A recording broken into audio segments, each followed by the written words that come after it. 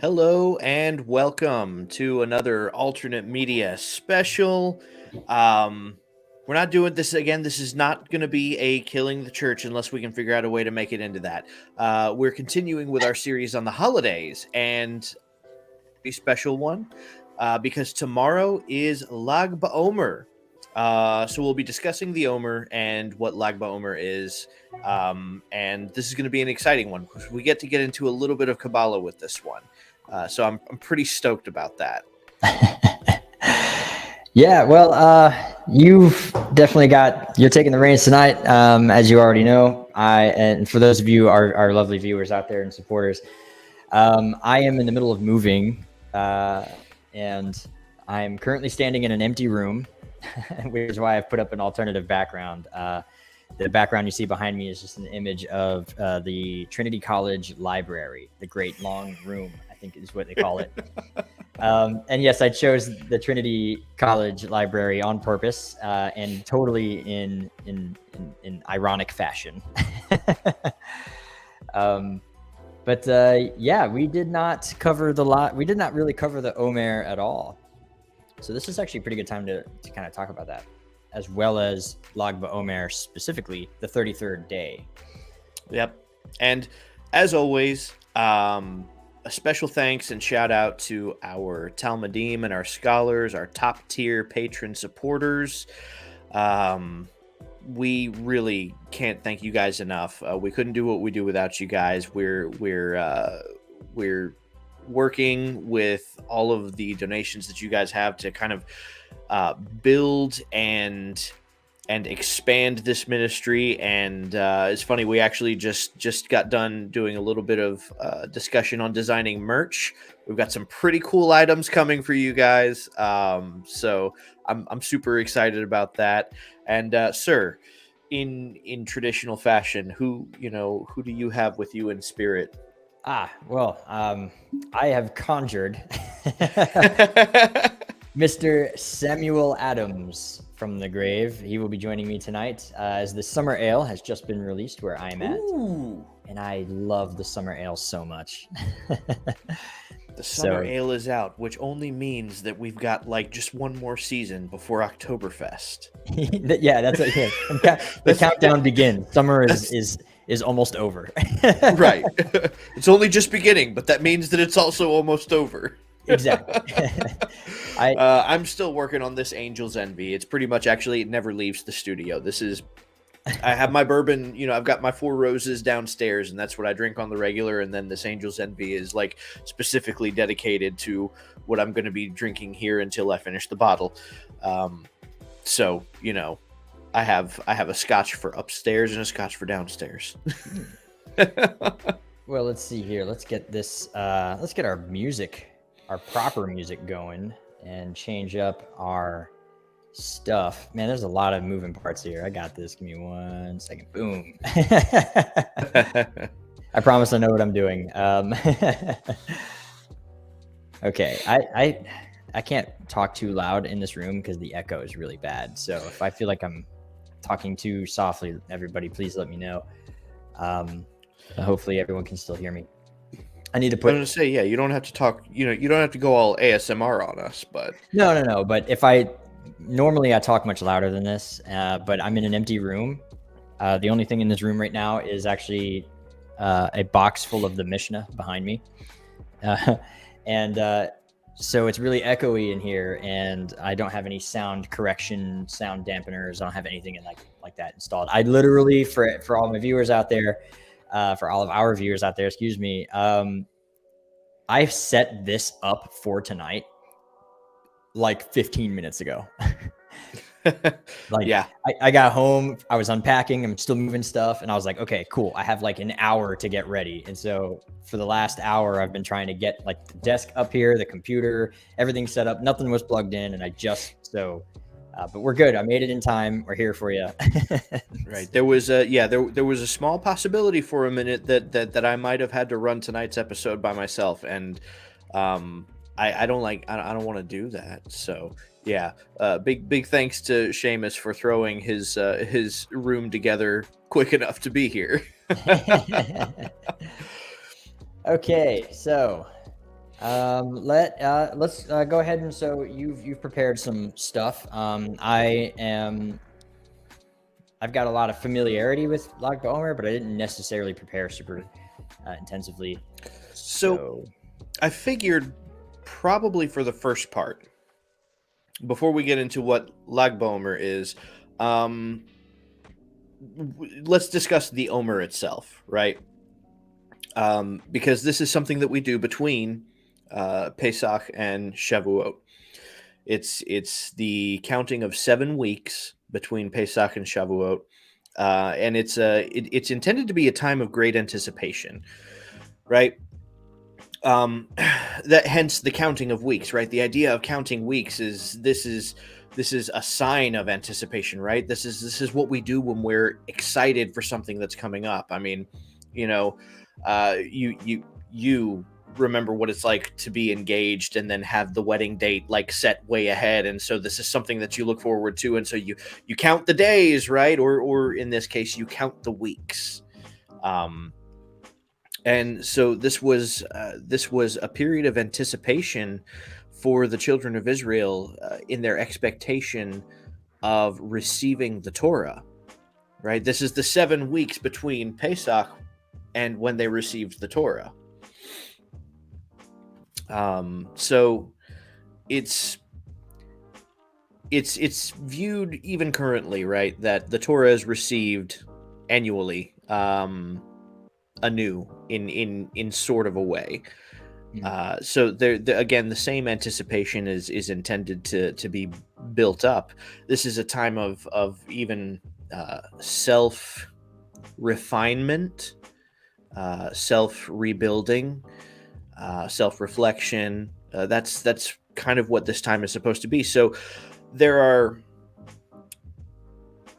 are blessings that are said every day for the counting of the Omer, and it's very important traditionally that you do say the blessings. If you miss a day of saying the blessings, the idea is that you can't really continue to count the days at that point, that you have to rely on listening to a friend who has maintained the count. Like going to a rabbi or something who's definitely not missed the count. Have you counted today? Yes. And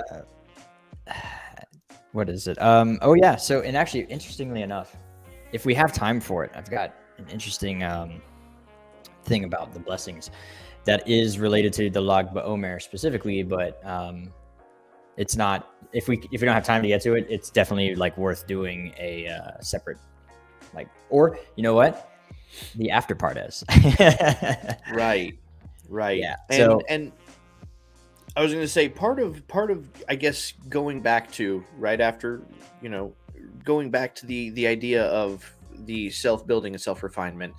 I didn't mention this, and I wrote a note fully intending to, because the idea here, and there's a fantastic Chabad article on it that outlines this a little better, is that the Israelites at this time, from having spent so long in Egypt, were corrupted by Egyptian culture, more or less.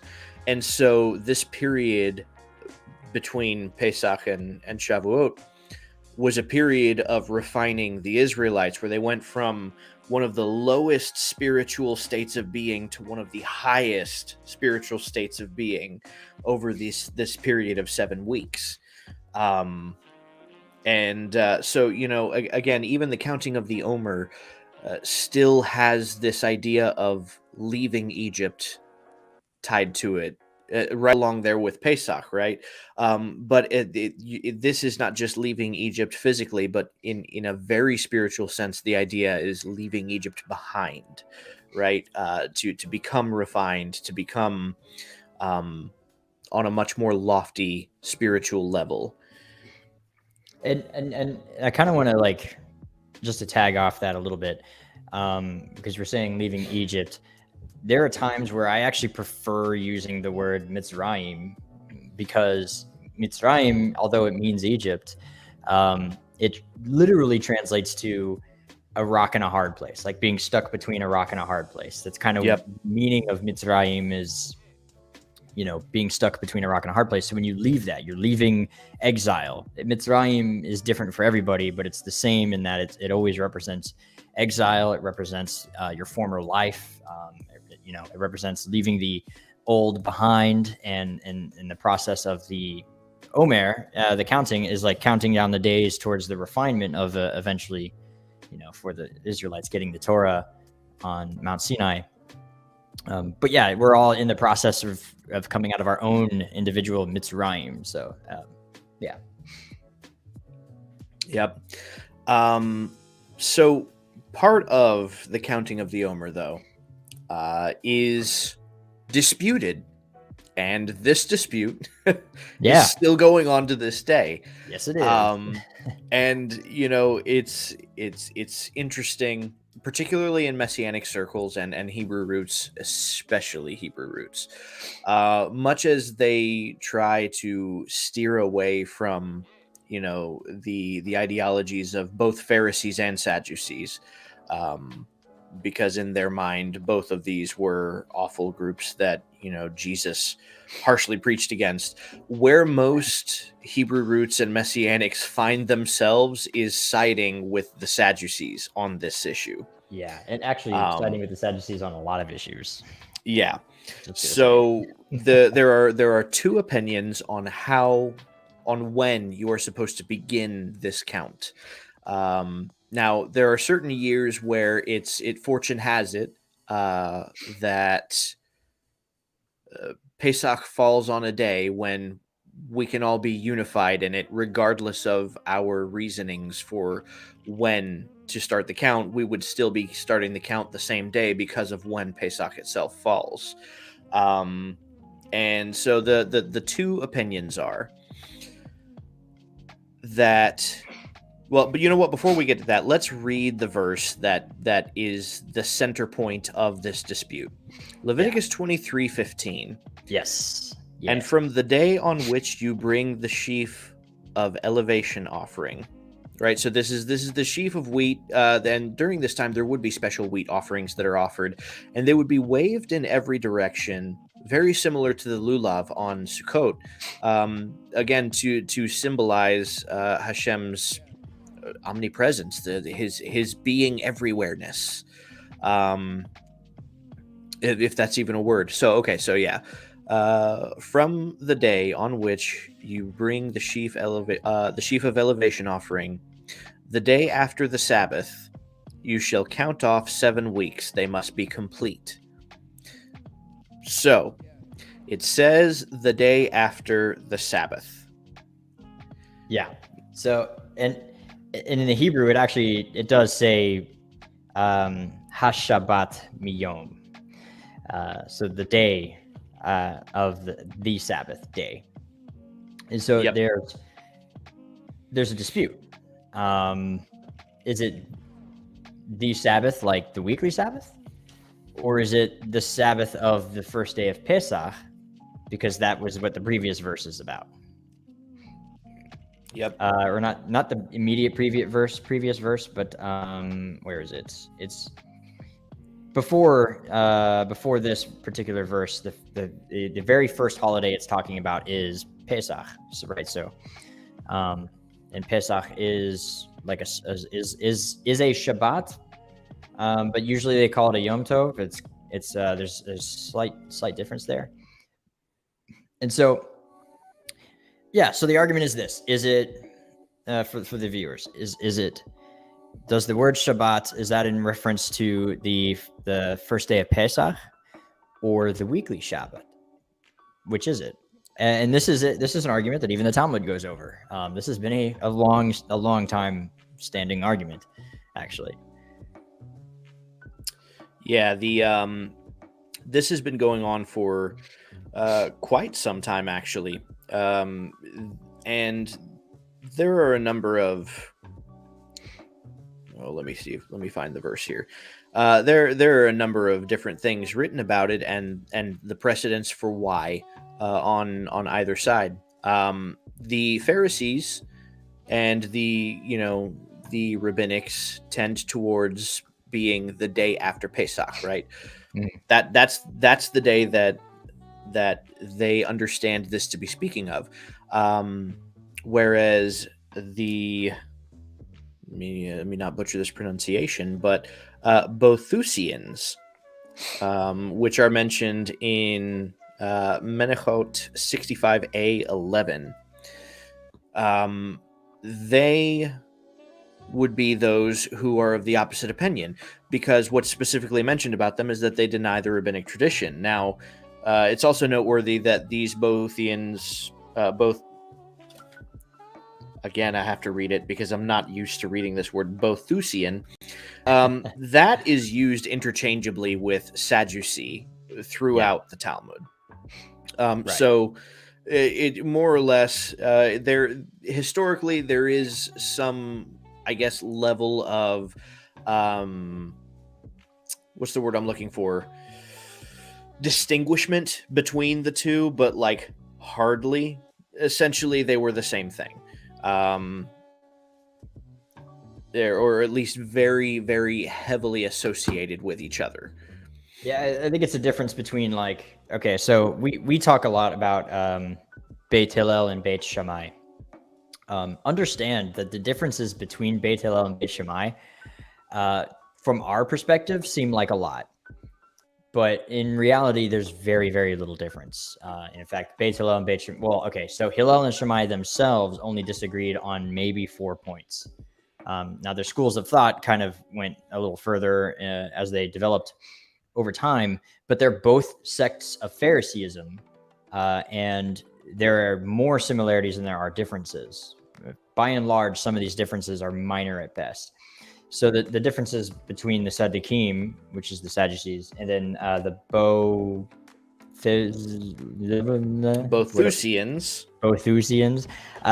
they're very, very minor differences, but they're both considered Sadducees. They're both part of the Sadducees. It's just more common that when we make reference to the Sadducees, we're making a reference to the priestly domain, because the Sadducees were, by and large, the priests in the temple, and they were bought by Rome. Whereas the Pharisees were more or less like this middle class Torah scholar. That actually, so it's interesting you bring that up, them being middle class, right?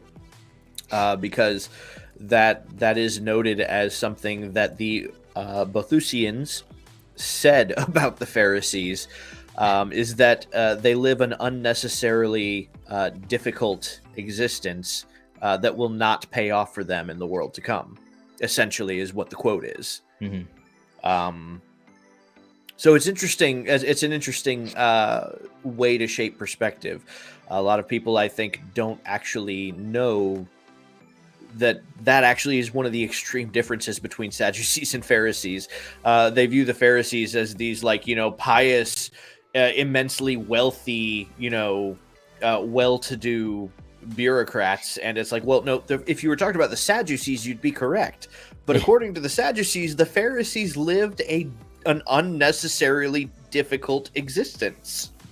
Yeah, part of that, it's not unnecessarily difficult. It's twofold, right? There was the unnecessarily difficult practice, but is also on top of to do with their income level, because usually the Pharisees would work a trade, and it would not be an easy trade. Usually, it's not. It's a trade. It's not just like, oh, I'm the secretary for the Romans or whatever, and he pays me a lot to basically do nothing.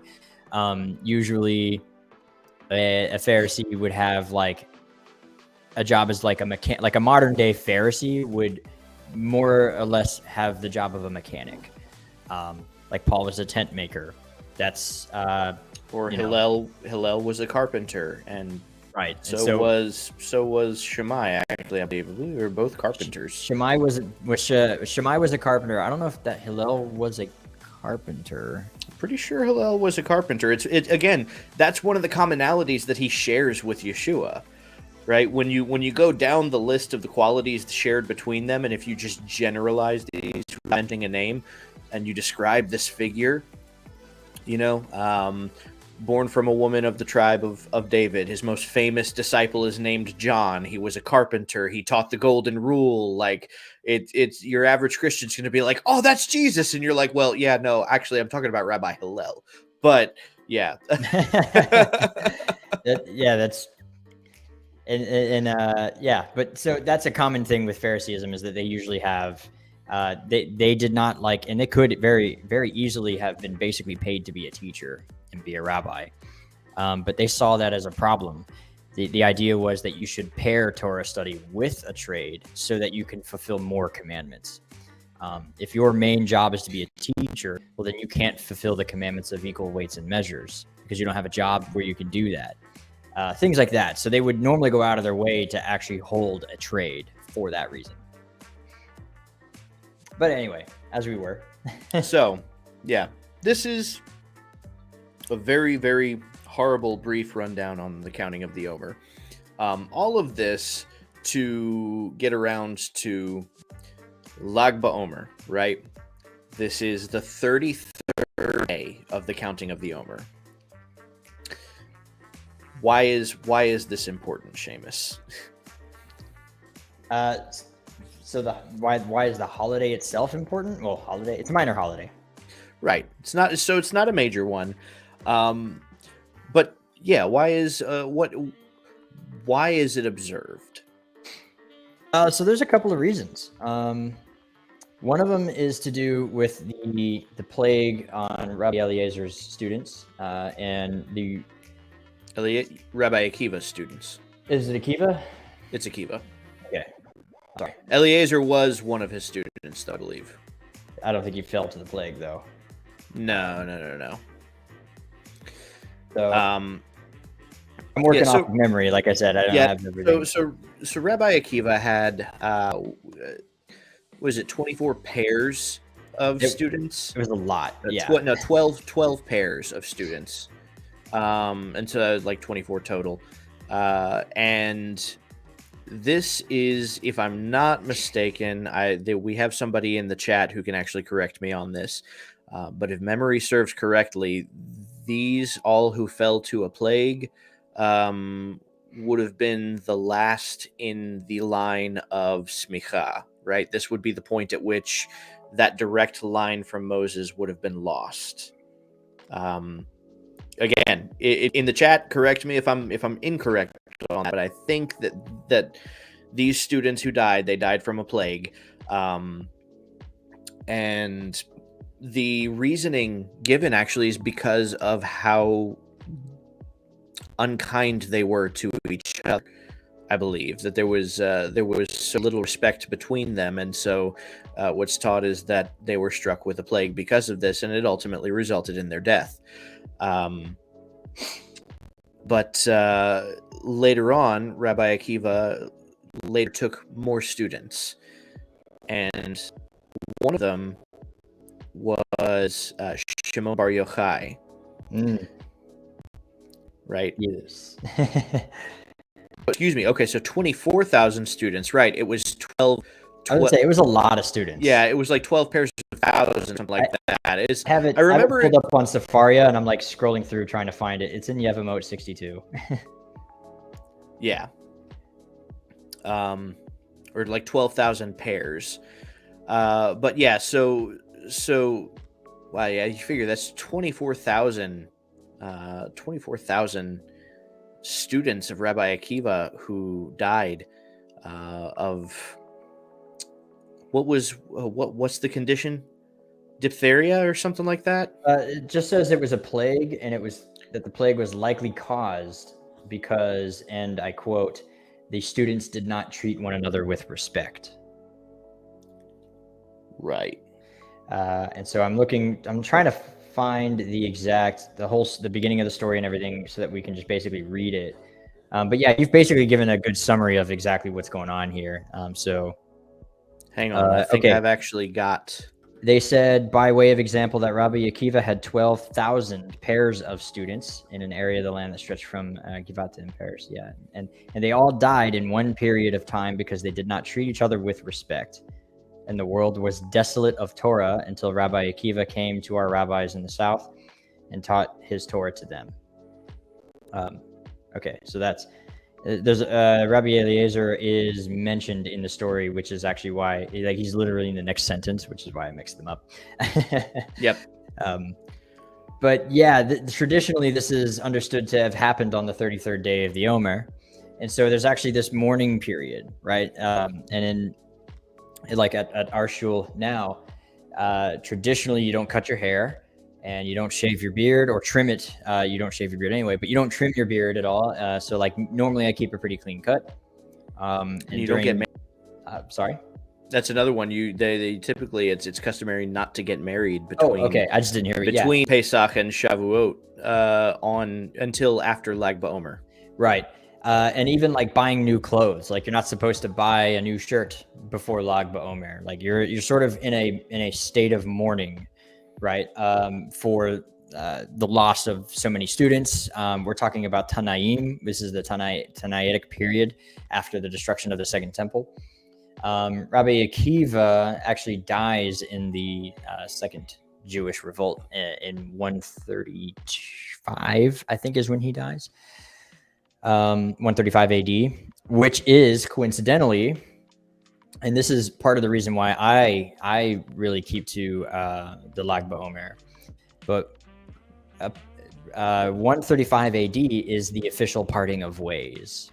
That's when Christianity and Judaism are forever parted and separated, never to be brought together again. Like that is the official parting of ways. And it's obviously a big deficiency. There's a lot of reasons to be sad there for that. Yep. But so another part of this, right? Specifically dealing with Shimon Bar Yochai, right? Because it's also said that he died on Lag BaOmer, I believe. And that this was a day that he spent giving his greatest elucidations on the mystical natures of the Torah. And so it's from this that certain traditions on Lag BaOmer do exist, like what we find in, let me not quote it wrong, B'nai Yisachar ER 341. One particular custom practiced on the day of Lag BaOmer is unique. Children go to parks and fields and play with bows and arrows. It asks the question, what is the reason for this particular custom? One well-known explanation has to do with the fact that during Rabbi Shimon's lifetime, no rainbow ever appeared in the sky. And so, the significance of this is having to do with obviously the meaning of the rainbow being part of God's promise never to flood the earth again. So a lack of a rainbow during this time is pretty significant.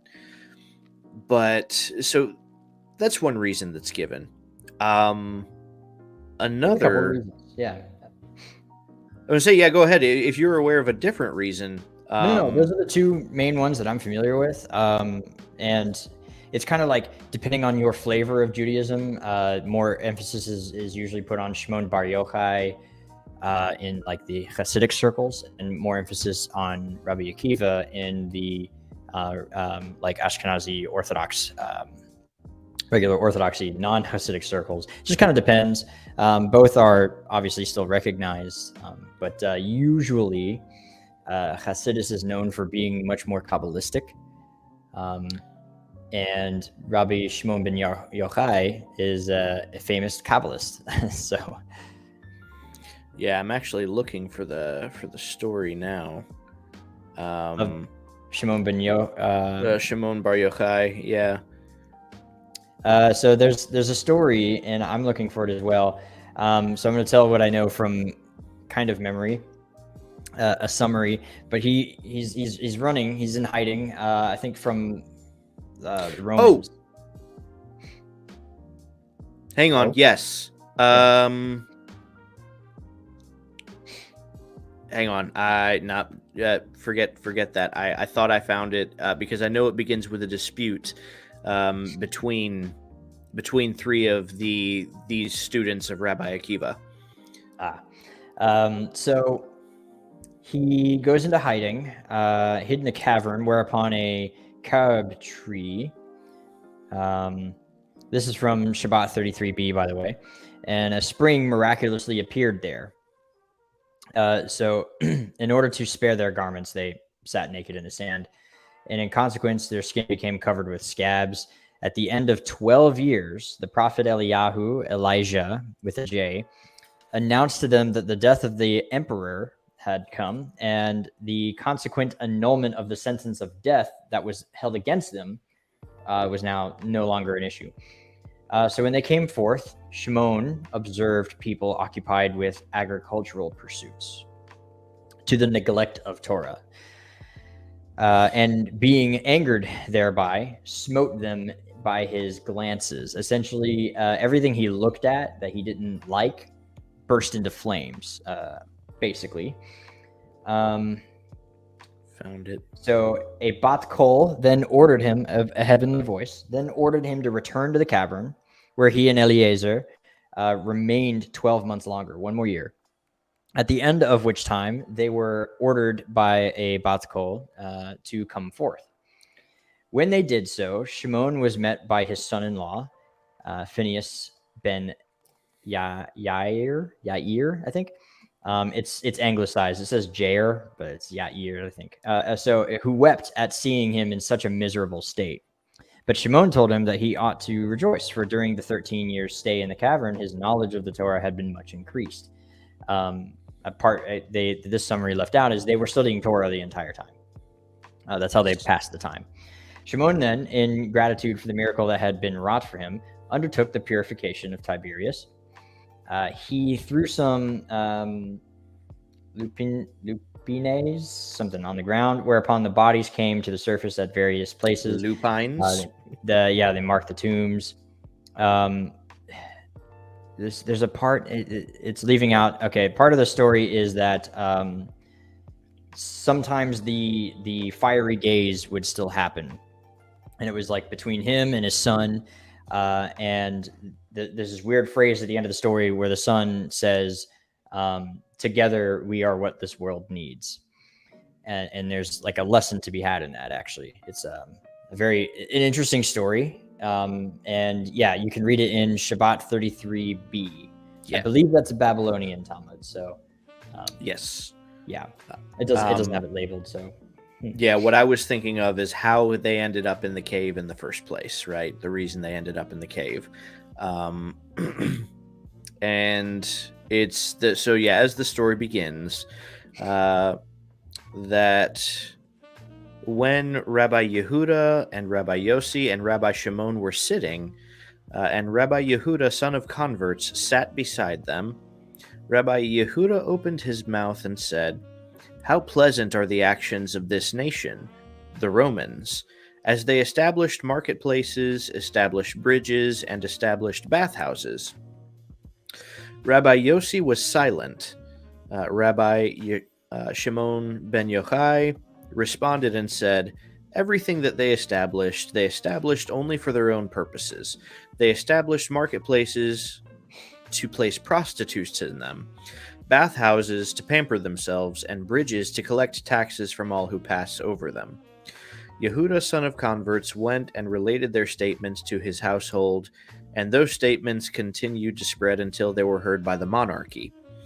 They ruled and said, "Yehuda, who elevated the Roman regime, shall be elevated and appointed as head of the sages, the head of the speakers in every place. Yossi, who remained silent, shall be exiled from his home in Judea as punishment and sent to the city of Tzipori in Galilee. And Shimon, who denounced the government, shall be killed." And so the whole reason he ended up in the cave in the first place is that they were fleeing this punishment. Right. And yeah, there's the whole bit where his wife brings them bread and water and they're hiding and whatnot.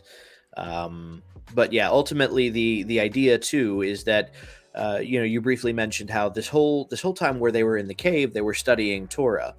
And what's relayed about that, and this is another, there's dispute over this story, but it's understood that this is where the beginnings of Kabbalah are.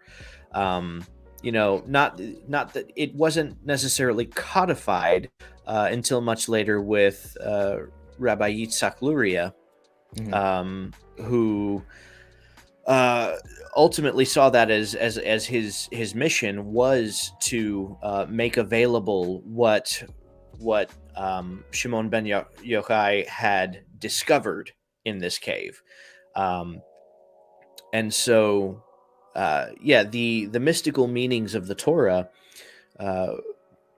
were essentially birthed in this period, and the greatest of which were taught by Rabbi Shimon ben Yochai on the day that he died, which would be the 33rd day of the counting of the Omer, Lag BaOmer. Yeah. And this also is part of the reason why children play with bows and arrows on this day. Is what is considered to be one of the most important aspects of what he taught on this day is called the Kabbalah of Sword and Bow. Let's get into it. Right. And it's one of my favorites, and I stumbled on this in my study of demonology, actually. Is where I stumbled on a few articles outlining what this is, why this is, what is the Kabbalah of Sword and Bow. And it's essentially it's recognizing what is in plain sight versus what is not in plain sight, right? There are things that we absolutely know for sure are wrong according to the Torah, right? We can read the Torah, we can observe these phenomenon, and we can determine this is wrong, right? Murder, theft, illicit relations, there's a number of things that are just absolutely, yes, the Torah absolutely forbids these things. That is an enemy that is close, visible, and within arm's reach. So that's the sword. That's where Torah acts as a sword, right? Because you can cut it down right there in front of you. It's visible. You can see it. You don't have to question it. It's right there, and so because it is in arm's reach, right? And that's the idea of how a sword functions. A bow is intended to hit an enemy that is much farther away, much harder to see, and may possibly even be hidden behind a barrier, right? Something that not only conceals it but also guards it and shields it and protects it. And one of the foundational principles of use of a bow, and you know this because I know that you practice archery also, is that the closer to your heart that you draw the string, the farther away the arrow will go. So the deeper the closer to your heart you draw the string, the more distant and more concealed of an enemy you are able to strike at, right? Reach out and touch something. Exactly. And that's the idea, right? The idea of the Kabbalah of the Sword and Bow in this aspect is to retreat into oneself, to really self-examine, and self-examine in a way to find an inner selflessness, so as to recognize aspects of your behavior that may not be conscious to you, right? Things that you don't know that you struggle with, the subconscious inner demons, right? I mentioned that I found this in my study of demonology, and that's because if you do a general study for demons on Chabad, an article on this will show up. And that's because that's the idea, is that it uses that kind of analogy, the idea of inner demons, right? These aspects of ourselves, these shortcomings in ourselves that we don't see because they're concealed, they're hidden, right? They're so buried deep within, that we don't even know that they exist. And so there's this idea of retreating into yourself so that you can spot and recognize those. And so that's the idea of drawing the bow back, right? Drawing the string close to you so that you can hit that enemy that is far away or concealed, as it were. And like a small example of this sort of like draw, right? Like within yourself. Paul went to the wilderness for 3 years after his vision, before he started his ministry at all, which corresponds to a triennial cycle of Torah study. So basically, what happened is Paul got this revelation and went, So he retreated to the wilderness for 3 years, one Torah cycle, and basically read the whole Torah once again, but with this new revelation in mind, and then began his ministry afterwards, right? And so he drew his bow and then cast his arrow. And this comment, I like this comment. It's a good comment. Because yeah, absolutely. All these archery terms are very familiar. Chatat means it's the root of the word to sin. It's an archery term, means to miss the mark. Versus the archery term to hit the mark is yareh, which is the root of the word Torah. So they're basically the same word. So Torah means to hit the mark, and chatat, sin, means to miss the mark. So Torah is the mark, and it's hitting the mark. Yep. Yeah. And what it really does is it brings out this idea of the Kabbalah of the bow in this aspect. It brings out how much of a heart issue obedience really is, right? Because the sword is easier, right? The sword it's right there in front of you, right? You can cut it down immediately, but that doesn't necessarily require a change of the heart so much, right? But to obey the commandments with the appropriate heart requires that you self-examine, that you retreat in, that you find a change of heart, right? It requires that you resort to the Kabbalah of the bow, right? Not for nothing, we've said this a couple times, but I feel like we don't say it enough. The Torah is meant to act as a mirror for you to look at yourself. Not so that you can look at it and tell other people why they're living the wrong way. It's never meant for that. Now there's a time and a place for stuff like that. And now if you're a judge, perhaps. But by and large, the idea is it is a document that shows you the best version of yourself and how to accomplish that. And then you work on yourself. So it's very much an inner reflection document anyway. If you're reading the Torah with the goal of not self-improvement, then you're doing it wrong.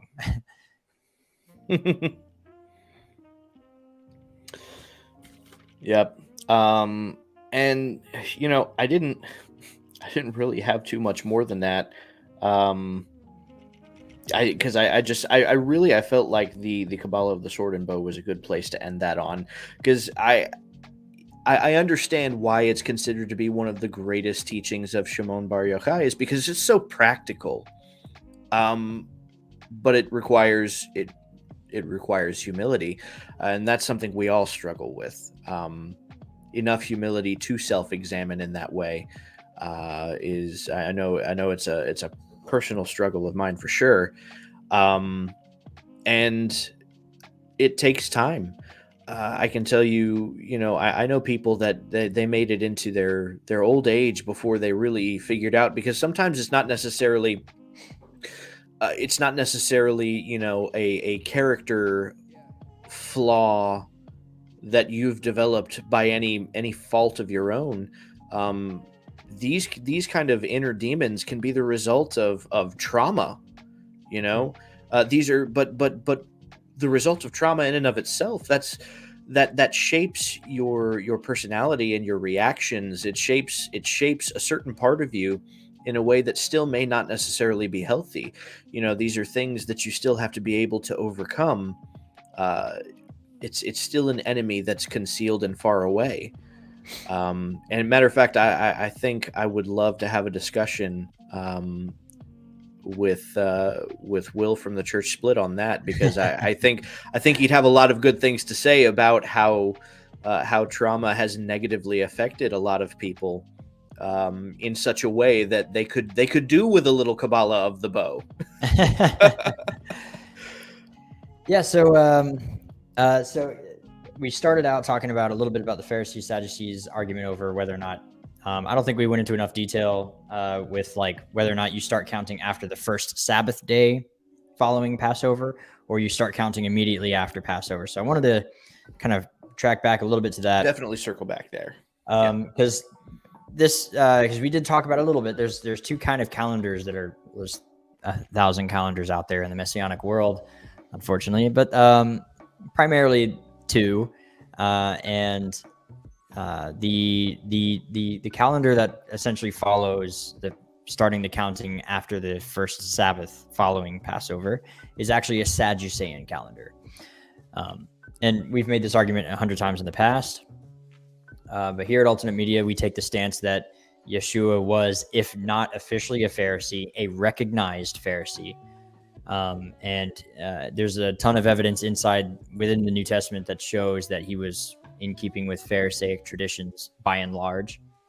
Just the fact that we know what day he was celebrating Passover on, which was the majority calendar, tells us that he was in close keeping with the Pharisaic version of the calendar. The Sadducees did have a different way of calculating when Passover would happen, so it was usually on a different day. It's also highly likely that when Paul is speaking about one man honors one day and another man honors another, that this is the dispute he was referring to. Hey, so we got a guest. Hey! I'm going to pull him in. You ready? Yeah, I don't know. This worked out. It happened. How you doing, Rabbi? Hey, Shalom. So, in Jerusalem at the time of Jesus, there was only one day of Passover. It's true. That is true. So it's one of the. I've got to get headphones. Give me a second. Sure. If we take the account in the way that it is, it's likely that it was unified. It's like it's called a perfect year, I believe. Is that right, Rabbi? He probably muted me. That's fine.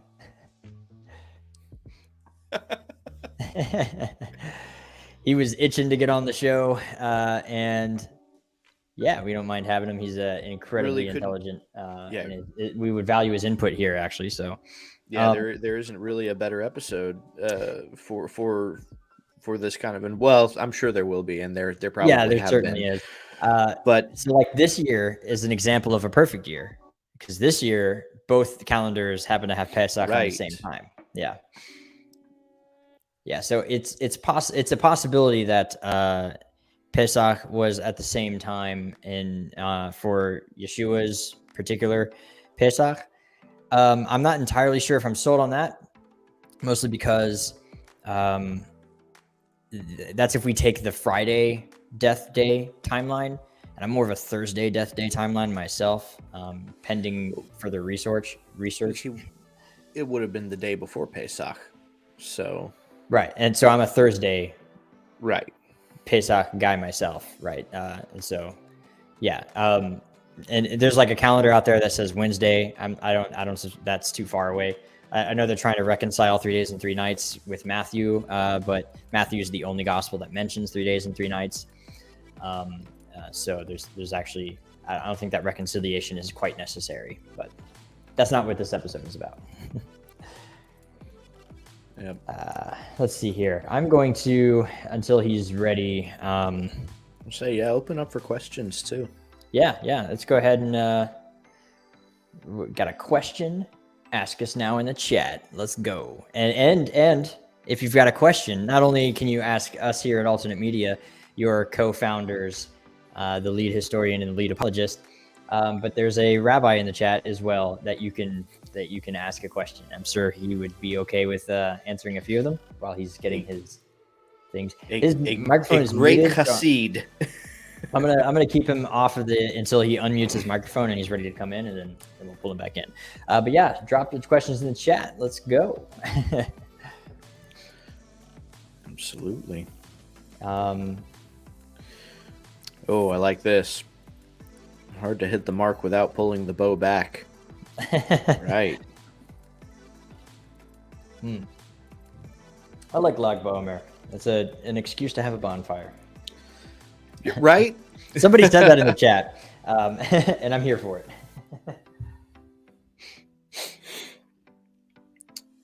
Ooh, we got a new comment. Let's see. You need to know what about the Keepa?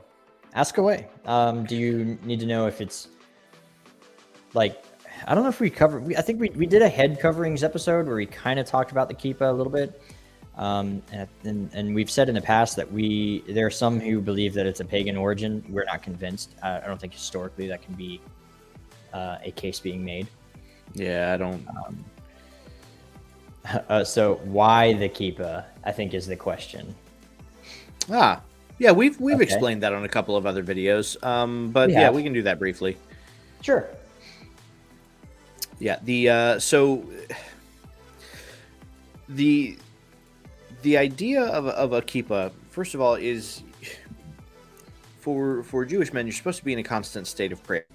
And contrary to what we read in Paul's epistle, which it's noteworthy that when Paul mentions that a man should not have his head covered in his epistle, he's not referring to how a man prays. He is explaining specifically that men are not to be cross-dressing. That is the subject of the chapter, is cross-dressing. All right. And actually, he Because- doesn't even use the head. He doesn't the word head covering for a man is not there. He uses the phrase, he shouldn't have down on his head. And so a lot of Greek historians are thinking what he means by down is hair, having your hair down, like a woman. Right. It's actually you're really not supposed to pray without your head covered. Yes. And so to be in a constant state of prayer, right? The kippah is used, but it more or less what we call the kippah today came about in like the early medieval period, Well, the okay, so like there's a the couple Spanish versions of Inquisition it. period. There's some, like, it probably There's- originates in the time of the Babylonian exile, as a requirement. So Yeah, that would have been a bigger, a bigger much thing that you bigger. kept on a It's skull cap. more like yeah, but that's kind of like where the concept sort of comes in, and I think Rabbi's ready to join, Hey, and then we'll. But yeah, what we know today is the modern kippah is more of a what's it called? A little bit more of it's Talmudic times when they instituted it for a daily wear for everybody. But in like the first century times, towards the end of the Second Temple period, it wasn't required, but a lot of people still did wear one, and it eventually just became it's such an ingrained tradition that it eventually just became halacha. Rabbi, That's the best way to put it. how are you, sir? Baruch Hashem, thank you. No, yeah, the kippah is not biblical. hang Right. on, we didn't do the greeting properly. So, Shalom Aleichem. We want Mashiach now. My name is Moshe Maravi. How are you? Poo poo poo. Is that good? yeah, Aleichem Shalom. We want Mashiach now. My name is Bradley. I'm sorry. Yeah, I know. I said it first, but I was on mute because I'm dumb. No. Thank you so much for letting me come on. It's so awesome to finally have you on the show, dude. That's crazy. It's crazy. No, but yeah, but the kippah's it's rabbinical. But so the story in the Gemara is that it's which Gemara is also Talmud for those who don't know, which is I don't even know how to say that in English. Is that it's a mother came to a rabbi and was like, my son steals, and so he said, put something on top of his head to remind him that there's something above him. And so it was so used as because that's where all Torah comes from our mothers. Mm. Those are the important ones. What did the Jews do as soon as Moses went disappearing? They stole all of their wives' jewelry and they made a golden calf. Who didn't do that? The women. They didn't do that. Facts. Big Well- They're the ones. That's why it says Moses, he talked to the women first. He was like, please, I need your help. These men are ridiculous. No. No, Well, but that's not Lag BaOmer though. You know what it is? It's the giving of the Torah. It is Lag BaOmer, because like you guys explain things so well. I appreciate it so much. Just to hear you. I've been listening though. Hopefully, but sometimes I'm sitting in the background of my, like I said earlier, I was like, my Pharisee bones, they're tingling. I gotta say something. he's like, whoa, what does this mean? And I'm like, I got the answer. Well, what's the absolutely. So we answer? have a question for you, actually. Let's- Seamus, put that book up on screen. It's Yeah, there you go. he says, This I is wanted Shalom, to ask Rabbi. you, ahead. what do we do when we miss one of the 3 daily prayers? There actually is a possibility to make it up. I don't have all the details in my head, but there is a concept that you would repeat. So for those who don't understand, what are the 3 daily prayers? They are, as it says, what is it? Hosea, 14:2? Let us render for bulls the offering of our lips. And Yeah, I think so. I think you're correct on that. I'm getting closer. My brain still works. I might be wrong though. Look it up. But that's the idea of the prayers. So we used to have actually only 2 daily sacrifices. The shacharit was the morning. The mincha was the afternoon. So what is this 3rd prayer that Jews do? It's the and by the way, you can look. That's what they're doing. They're sacrificing in the temple. It's great. Is that the 3rd one is that any of the fats and the parts that needed to be burnt that couldn't be eaten would be burnt overnight till the next morning, and so that's the 3rd one. And you'll notice there's a difference because the 3rd prayer doesn't start with praise, because it's not actually considered one of the sacrifices. Sacrifices start with praise. That's why the Levites were, the singers, the trumpet players, musicians, so on and so forth, because it started with Psalms. That's why Psalms was written. If I'm going too long, let me know. And for some, not all of our viewers are Jewish or partake in the prayers. But yeah, that's an important detail. The second one I would say is the Chazan does not repeat the Amidah. The first 2, yes, there is a repetition. And then for the third because, one, because you're right, exactly. Yeah, there's no repetition because it's not considered a real prayer, because the prayer is rendering the bulls. It's a sacrifice that was done in the temple. The 3rd one's not a technical sacrifice. It's the leftovers of the sacrifices. There's other things that people do as well, and we what's funny is that you tie them in together, and I think that's just because it's convenient. Like I think that's why we do it too. We like Mincha Maariv was at 7:20 today at my shul. Gotcha. Like Perfect example. You got to be careful there, man. Some rabbis would be like, It's they wait. There's like a 30-minute wait period. Like you do Mincha, and then there's like 30 minutes, and then you do Maariv. Right. So what's the next thing? Is that doesn't answer any of the question he asked. He asked another question. You said your Pharisee bones were tingling. What? Yeah. What question was it that you were eager to jump in on? Yeah. Oh, at this point, I can't remember. I got 4 kids, man. I missed so much part of it because I was having a conversation with my daughter, and it was good. But yeah, it's Lag BaOmer. Maybe that's what it was. I've been posting Rav Shimon Bar Yochai. Why are we talking about this guy? Oh, yeah, there it is. Boom! I told you I had a brain. You were talking about Rabbi Akiva with the 24,000 students. Yes. Right. And they all went away from the plague. And I wanted to get in there being like, I know what was their problem. What did one of them say that caused this problem for them? And we're taught that, imagine there are 2 students on a bus, and one of them says, my rabbi is the greatest rabbi because he teaches such and such. and he understands it in the way that his brain's capable of understanding it. And the guy sitting next to him is like, no, my rabbi's a better rabbi because he understands it such and such. And he disagrees with you because he understands it the way he understands it. And they're both sitting there, and they're both one of the 24,000 students of Rebbe Akiva. They're talking about the same rabbi. There's an ego that they need to get rid of. As a student, you need to sit in the dust, like it says, before the masters, and that is imperative to opening your mind. You need to crack it open, like you say, kill the church, right? Sit in the dust. Sit in the dust before the masters. It's a very interesting, like way of wording that. It was a quote from Pirkei Avos. Yep. Right. Yep. Right. There's a book written about it. I don't make anything up. I'm a parrot.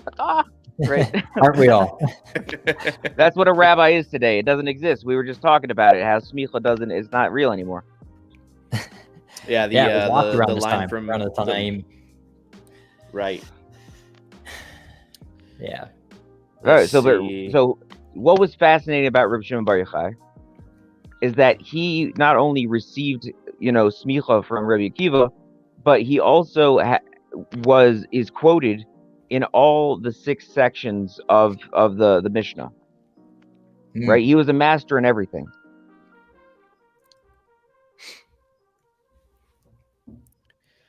Very well. I'm looking for more questions. I think Joshua Foot had another question. He says, also I have another question for the rabbi. In training. In training. I have started partaking in the daily prayers, and I don't own a kippah. I wear my talit for my morning and night prayers. Am I supposed to cover my head for the Amidah also?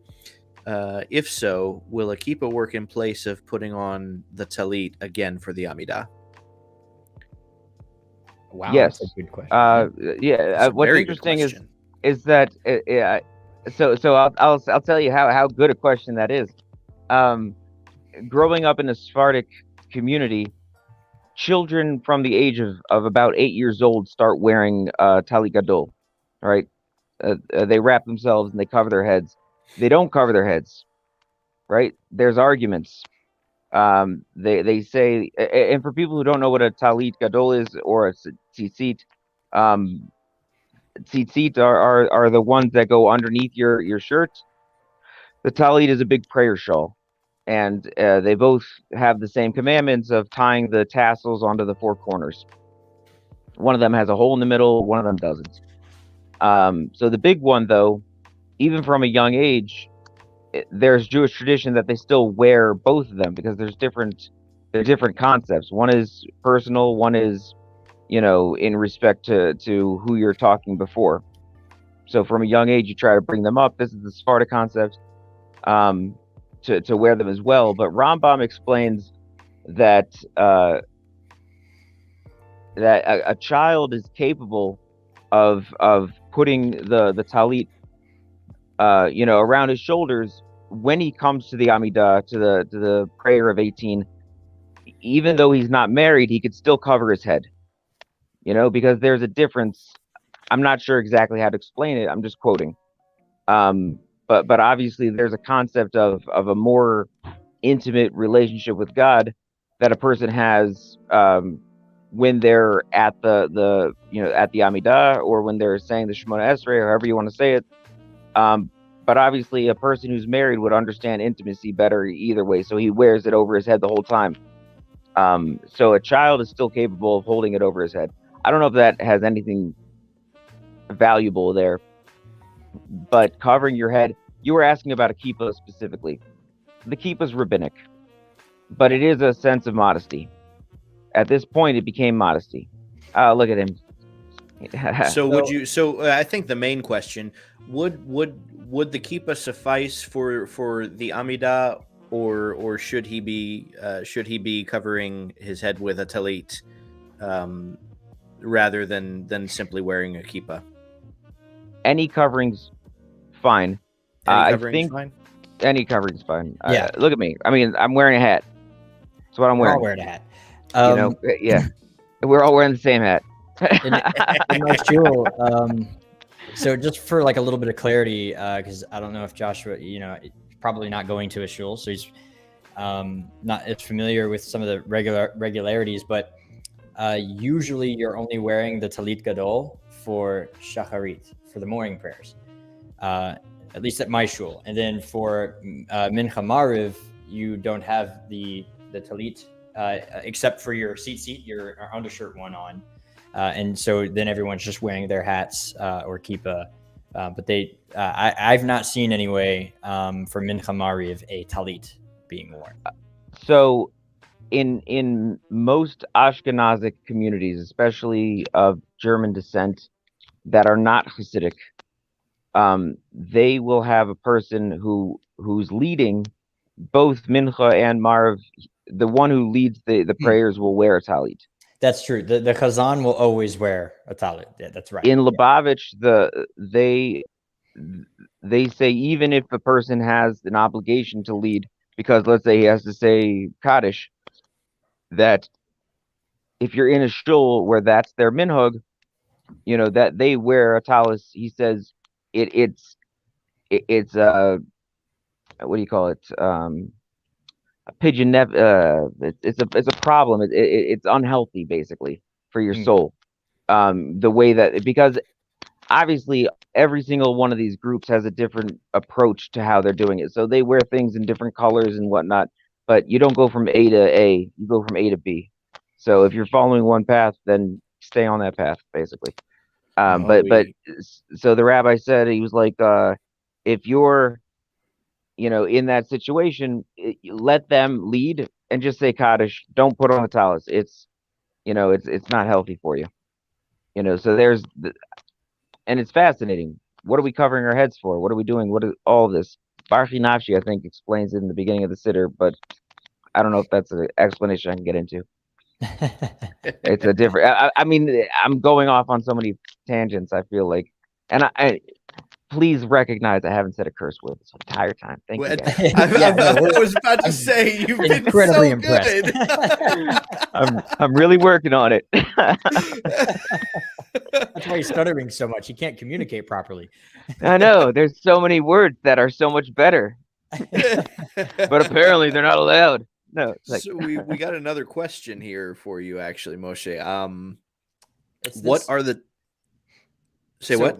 It's this, Seamus. Why is that? I think that's in reference to why only wear the talis, the talit in the morning for the shacharis. And would you happen? You're Lubavitch. Would you happen to know why though? The concept that you're thinking about. So this is Barchi Nafshi, right? This is the concepts that you're thinking about when you're putting it on. You spread this out and you wrap it around your head, because the idea is that you're spreading out everything that's above you. Same idea as a kippah, right? Mm-hmm. Something's above you. You're thinking about, who is above me, and then you wrap yourself in it, and you're. It's I like to make jokes. The funniest thing about Jews is in the morning they play with their little blocks and their blankie. But that's what it is. Like, you realizing I'm dependent, and all the stuff that comes on top of me basically is God's goodwill, and you're accepting upon yourself the yoke of heaven. I wish I had one in front of me that had English. I don't have that. Yeah, and what's funny is the only siddur I happen to have in arm's reach right now is an all Hebrew. Yeah, Mizrahi. I've got 3, too, so. And they're all Hebrew. Yeah. Go ahead. Love the tangents. Certain things are just traditional. From my understanding in the Ashkenazi world, shacharis is how you start the day. It's the most important prayer of the day. It's probably. I would argue the opposite. Is mincha is more important. Mincha? Yeah, the afternoon prayer, because that's when Elijah the prophet was answered. Speaking of the times of prayer, what are the times of each prayer to be said before it's too late? Well, that's literally the beginning of the entire Talmudic tractate of blessings. Me'emasai Coronis Kriyashima Ba'arvin. When am I allowed to start saying, you know, the Shema at night? And then, I mean, I'm not going to go through all 6,000 pages and then 2,000 years of commentary right now. Yeah. As, We should probably as it we're about is, an hour and 12. when does your synagogue meet for them in your Eruv? Right. So that there's two major opinions that came out about the morning blessings and the afternoon or evening blessings, and they argue about the big argument is when is twilight, and on both ends. You know, because there's a time when you'd say it's night, and there's a time when you're like, but it's still not morning. And that's usually about a half an hour difference between the two opinions. One of them says as soon as you're like, it's night. And the other one's like, no, you got to make sure it's night. And the other one's like, it's morning. And the other one's like, you got to make sure it's morning. You know, So I they gotta argue. I gotta ask real quick because we are running up. We're a little over time at this point, but this has been awesome. So no, this is awesome. I gotta ask real quick. Is there anything that you could add to what was said about the Kabbalah of sword and bow? What anything I missed or anything? I know you've got awesome thoughts about that, man. Well, I wish I heard what you had to say. Otherwise, I'd be repeating myself again. You know, or you, I'd, you know, but yeah, the bow. Yes, think about what is a kesher? What's a bow? Is the first time we see it in the Torah is Noah. Mm-hmm. They say during the times of that Reb Shimon Bar Yochai lived, there was not a rainbow in the sky once. It didn't exist. That I don't know if I'm repeating. There's an incredible story about Reb Shimon Bar Yochai that he lived in a cave because the Romans were trying to kill him because he did the sin of actually getting smicha. God forbid, you know, and so he hid there with his son Elazar, and Elazar and they buried themselves up to their necks in the dirt in the cave. And they kept their clothes for when they needed to go around and clothes, but that way their clothes wouldn't be worn out. And Hashem caused a miracle that a carob tree and a stream flew by the entrance of the cave so that they had something to drink and eat. And after 13 years in the cave, they get up and they go out, and I believe it's the Midrash. It might be a story in the Gemara as well, but that's still Midrash at a certain point. And so they go out and they see a Jew working on Shabbos, and Rebbe Eliezer, you know, the son of Reb Shimon Bar Yochai, he looks at this guy and like Cyclops in the X-Men, lights him on fire, literally burns him to death. And God says, he's like, get back in that cave. I didn't save you to kill my creations. he's like, go back. So they go back until they settle down. I guess there's an interesting thing I learned once as well, that the Reb Shimon Bar Yochai was the author of the Zohar. You know, he's the main character in that comic book, and that's a terrible thing to say. But that's Zion, which is 7 out of how many letters? 26. 22. That's English. 26. No, 26 is English. 25? 22. I'm dumb.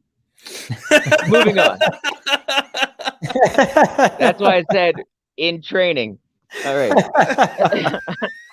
But so these 22 letters, but I'm saying the whole point of the story, numbers, that's a real big part of this, Moshe. Is that Aleph through Suf, right? All of the letters, there was a different book for each one of them, and Zohar is only one of those books. We don't have the rest of them yet. Wow. Yeah, I don't know. Spectacular. Perfect. What about the why arrows? It's still Kesher. Why bonfires?